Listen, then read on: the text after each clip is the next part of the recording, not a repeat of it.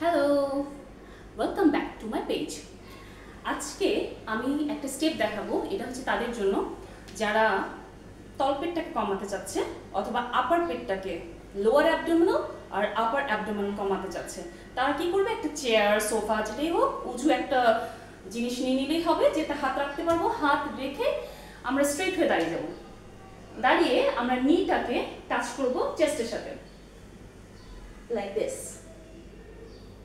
1, 2, 3, 4, vice versa. 1, 2, 3, 4 এবং আস্তে আস্তে এটাকে ফাস্ট করব।